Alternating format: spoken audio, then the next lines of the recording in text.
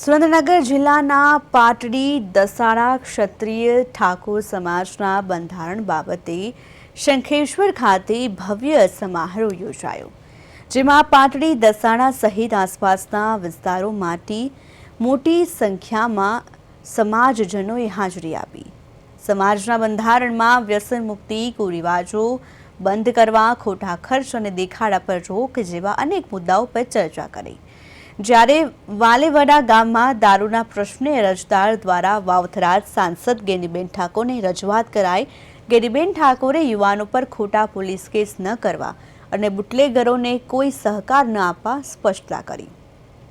કહ્યું કે તો વાલેવડા પ્રકરણ મુદ્દે ધારાસભ્ય અલ્પેશ ઠાકોરે આક્રમક નિવેદન આપી દસાડા પીઆઈની તત્કાલિક બદલી તથા નિર્દોષ લોકો પર દાખલ ખોટી ફરિયાદ પરત ખેંચવાની માંગ જાહેર મંચ પરથી કરી. કાર્યક્રમમાં ગાંધીનગર દક્ષિણના ધારાસભ્ય અલ્પેશ ઠાકોર, સુરેન્દ્રનગરના સાંસદ ચંદુભાઈ શિહોરા, વાવથરાદ સાંસદ ગેનીબેન ઠાકોર, બહુચરાજી પૂર્વ ધારાસભ્ય ભરતજી સહિત સમાજના આગેવાનો હાજર રહ્યા.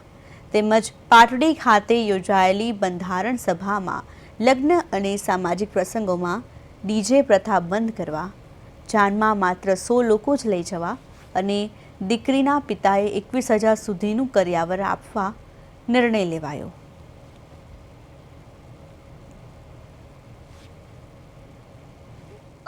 એમાં કુરિવાજોમાંથી બહાર નીકળવું અને ખોટા દેખાડામાંથી બહાર નીકળવું એ પ્રકારનું બંધારણ એની શુભકામના આપવા માટે આવ્યો હતો અને સાથે સમાજના દર્શન કરવા માટે આવ્યો હતો.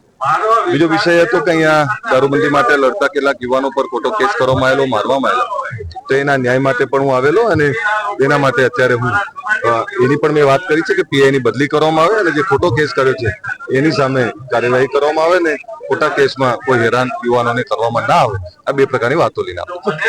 આજે દસાડા અને પાટડી ઠાકોર સમાજ એ સમાજના રીત રિવાજોમાં કઈ રીતે સુધારો આવે, સામાજિક ખર્ચામાં કાપ મૂકીને શિક્ષણ તરફ સમાજ કઈ રીતે આગળ વધે, એની એક સૂત્રતા માટે કરીને આજે બધા ભેગા થયા છે.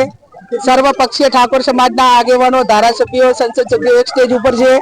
હું એમને અભિનંદન આપું છું કે સમાજના કામ માટે બધા એક સ્ટેજ ઉપર આવ્યા છે. 16 જેટલા મુદ્દાઓનો જે એમને કાર્યક્રમ જે નક્કી કર્યો છે એનું સારી રીતે સમાજ બંધારણ અમલમાં મૂકી અને એનું પાલન કરે એ આ વર્તમાન સમયની માંગ છે.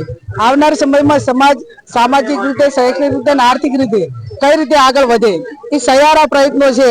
સરકારનું કામ કરે પણ વ્યક્તિગત રીતે પોતે કઈ રીતે પોતાનો પરિવારથી કરીને સમાજને ઉપયોગી થઈ શકે એ આવનાર સમયની અંદર અમારા બધાના પ્રયત્નો છે. સાથે દસાડા અને ખાસ કરીને વાલેવડા ગામના યુવાનોએ જે પોલીસને આવેદન પત્ર આપ્યું કે ભાઈ અમારા ગામની અંદર આ બુટલેગરો દારૂ વેચે છે, બેન દીકરીઓ વિધવાઓ થાય છે, યુવાનો ધન બરબાદ થાય છે, નાની ઉંમરે યુવાનોના મૃત્યુ થાય છે અને આ દારૂ બંધ કરો. દારૂ બંધ કરવાના બદલે પોલીસ સામે જે તે પોલીસ સ્ટેશન એ યુવાનોને મારે અને એના ઉપલા અધિકારીઓ પોલીસ સામે કઈ કાર્યવાહી ના કરે. આવનાર સમયની અંદર પોલીસે જેને પણ માર્યા છે એની સામે કાયદેસરની કાર્યવાહી થાય એ પણ